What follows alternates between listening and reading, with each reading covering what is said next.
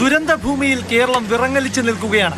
രാഷ്ട്രീയ ഭേദമന്യേ കൈകോർത്ത് നിന്ന് മരണമുഖത്തകപ്പെട്ടവരെ ജീവിതത്തിലേക്ക് കൊണ്ടുവരാൻ ശ്രമിക്കുന്നു.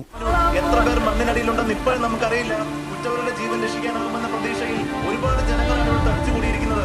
உணரணும் மனுஷனை காப்பாற்ற மனுஷன் தான் வருவான், மேலேருந்து ஒன்று வராது, മനുഷ്യൻ தான் வருவான். അതിനിടെയാണ് ലോക്സഭയിൽ കേന്ദ്ര ആഭ്യന്തരമന്ത്രി അമിത്ഷാ ദുരന്തം കേരളം ക്ഷണിച്ചു വരുത്തിയതെന്ന് പറയാതെ പറഞ്ഞത്. പൊര കത്തുമ്പോഴല്ലേ വാഴ വെട്ടാൻ പറ്റൂ. ഒരുത്തൻ അപകടം പറ്റി ആസ്പത്രി എടുക്കുമ്പോഴല്ല ചെറ്റവർത്താനം പോരല്, മനസ്സിലായോ? ഇനി ഇത് ആവർത്തിക്കരുത്. ജൂലൈ 23-ന് ഇത്ര വലിയ ദുരന്തമുണ്ടാകുമെന്ന് മുന്നറിയിപ്പ് നൽകിയിരുന്നുവെന്ന്. Low possibility of occurrences of landslides. A few small landslide may occur. അതാണ് ഏറ്റവും അടിയിലുള്ള ഭാഗം.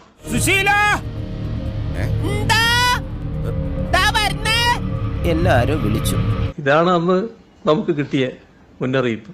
അങ്ങനെ വരാൻ വഴിയില്ലല്ലോ, പക്ഷെ അങ്ങനെ വന്നല്ലോ. ഇതൊന്നും കുറ്റപ്പെടുത്താൻ ഞാൻ പറയുന്നതല്ല കേട്ടോ. നമ്മളാണ് ഭയങ്കര കേവന്മാര് എന്ന് പറയുമ്പോൾ ഇങ്ങനെയൊരു സംഭവം നമുക്ക് പറ്റിയിട്ടുണ്ട് എന്ന് അവർ മനസ്സിലാക്കുക എന്നുള്ളത് മാത്രമേ ഉള്ളൂ. ഇയാളാ തിരിയാത്ത പേരടിക്ക് നോക്കി ഒറ്റ അടിയടി കോയക്കാം. അങ്ങനെ ചില പ്രശ്നങ്ങൾ ഉണ്ടാകുമ്പോൾ ആരെങ്കിലും പടലിക്കിട്ട് അതിന്റെ ഉത്തരവാദിത്വം ഞങ്ങൾക്കല്ല എന്ന് പറഞ്ഞ് ഒഴിഞ്ഞു മാറിയത് കൊണ്ട് കാര്യങ്ങളിൽ രക്ഷപ്പെടാൻ കഴിയും. ഒരു കയ്യബദ്ധം നാറ്റുകരുത്.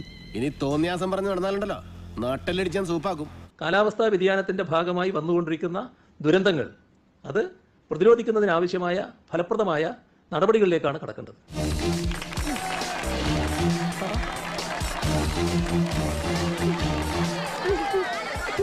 ഇത്രയും മതി.